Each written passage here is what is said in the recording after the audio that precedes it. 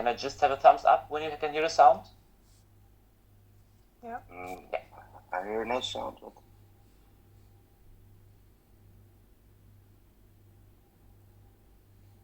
I don't hear anything. Me neither.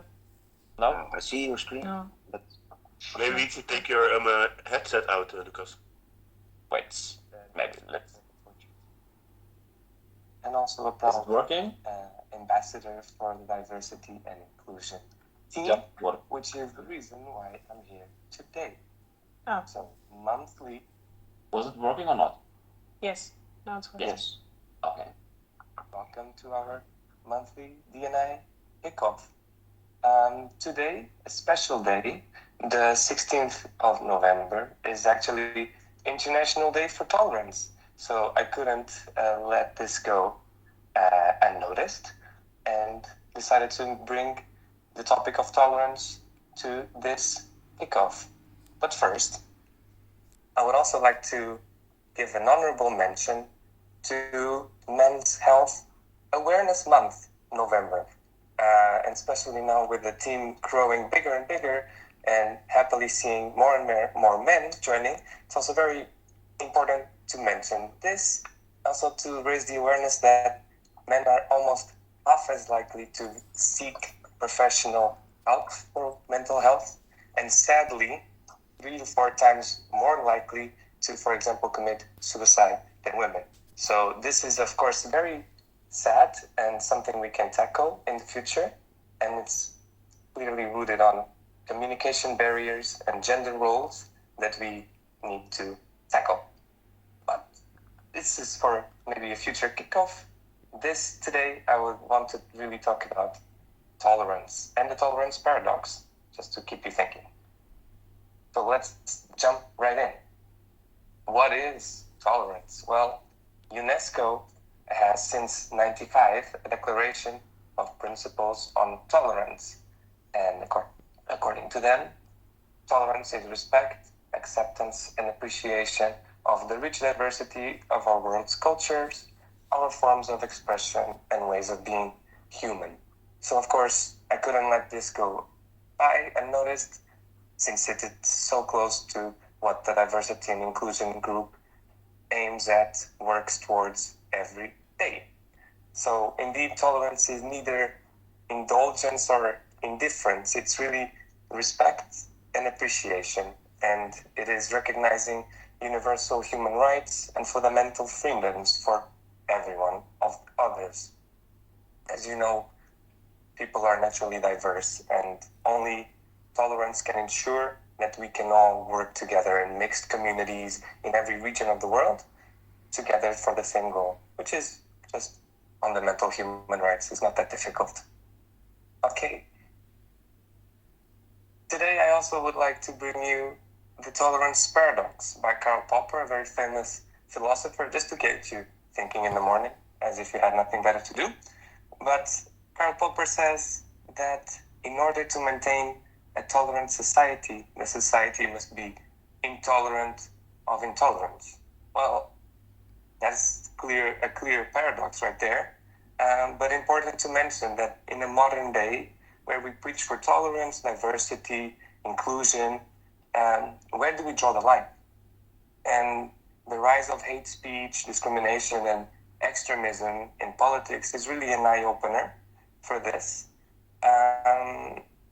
And just brings about several questions when it comes to individual liberties, freedom of speech, and the power that the government has or should have or not to tackle these.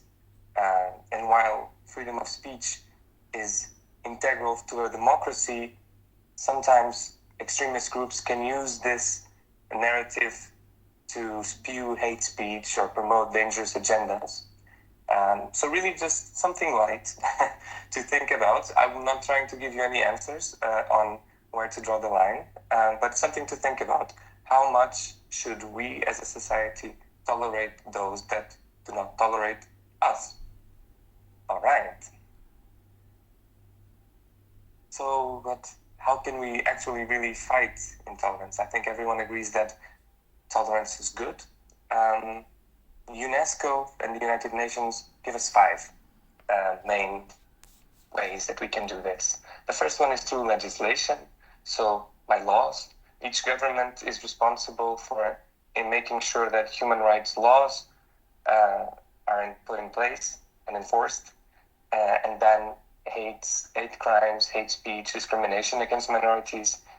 The state must also ensure that there is equal access to justice so that people don't resort to their own hands to sort disputes. And this is something that happens in most European countries where the government is actively, or at least should, enforce human rights laws. But perhaps in many other places around the world, this is not yet the case. So moving on, education. Intolerance, as you can imagine, is rooted in ignorance and fear, the fear of the unknown, fear of the other, fear of the different cultures, fear of different nations, religions, etc. characteristics. So really great efforts need to be made to teach children, but not only children, about tolerance and human rights, and about other ways of living.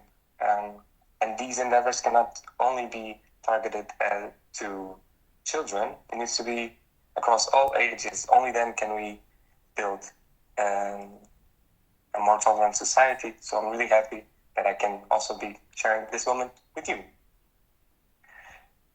Thirdly, information. Intolerance is most dangerous when it's exploited to fulfill political or territorial ambitions. Just quickly think of the conflicts going on in Iran or in Russia and Ukraine. This intolerance promotes more intolerance, fosters intolerance. So promoting press freedom and press pluralism in order to allow the public to differentiate between what is facts and what is opinions is very, very key. Awareness, individual awareness. Well, intolerance is really, in a society, is the sum total of the intolerance of its members. So, as I said before, intolerance breeds intolerance. And stereotyping, stigmatizing, insults, racial jokes, these are just examples of individual expressions of intolerance. So I would also like to ask you to look inward and ask ourselves, am I contributing in any way to an intolerant society? How can I promote tolerance within my community, in my group? And the answer is right there. It's also in local initiative. We must not wait for governments and institutions to act alone. They play a key role, but also do we. So we are all part of this solution. So please use your voice. Please use all non-violent tools you can to demonstrate your solidarity and to also confront any issue, any problem.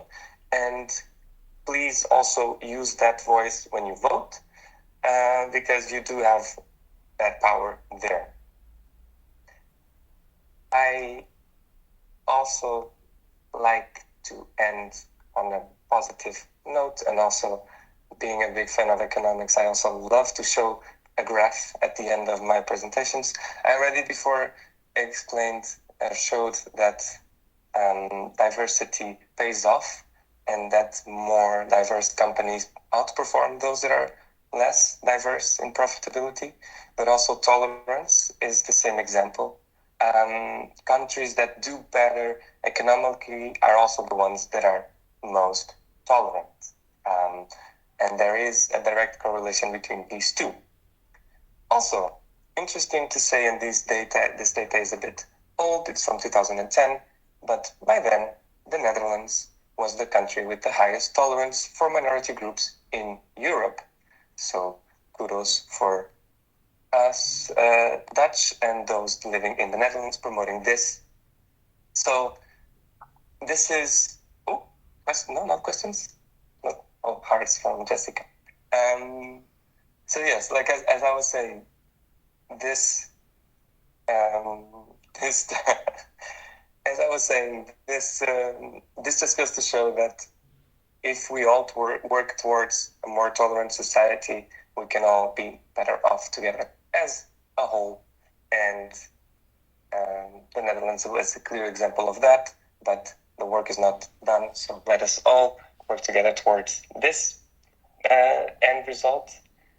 And that was pretty much it. Everything that I had to bring you today. Questions, thoughts, opinions, go ahead, and it's your moment. You have 2 minutes to pick at me.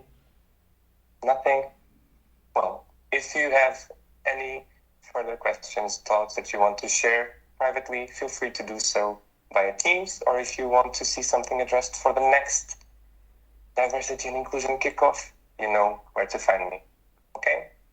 Well, I wish you all a great Wednesday morning. Thank All you. right. I'm stopping here. So yeah, this was our little diversity and inclusion kickoff from yesterday about intolerance and tolerance. And I think this is also a nice subject to think about also for you today, where is maybe my own intolerance, also when it comes maybe with dealing with customers. So sometimes we're seeing some names, we are clustering them in a different culture or also race.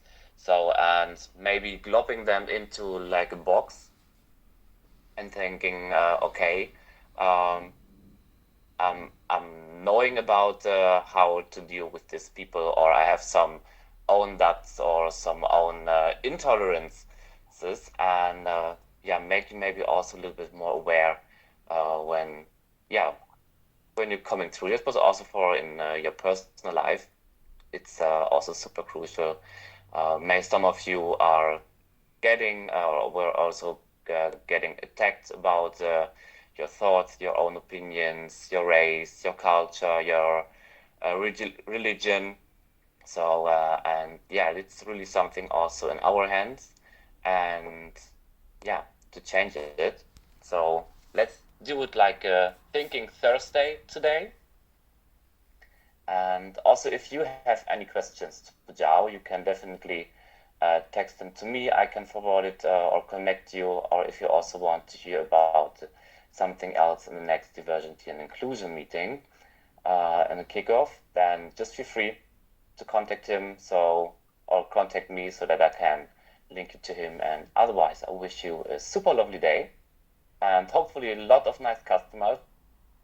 And if they're maybe acting a different way than you expect, maybe check out where is maybe his intolerance coming from, or is it your own intolerance who's judging him? All right, then I say goodbye and seeing you in the next kickoff. Thanks, Lucas. Thank you. Thank you. Bye-bye. Bye.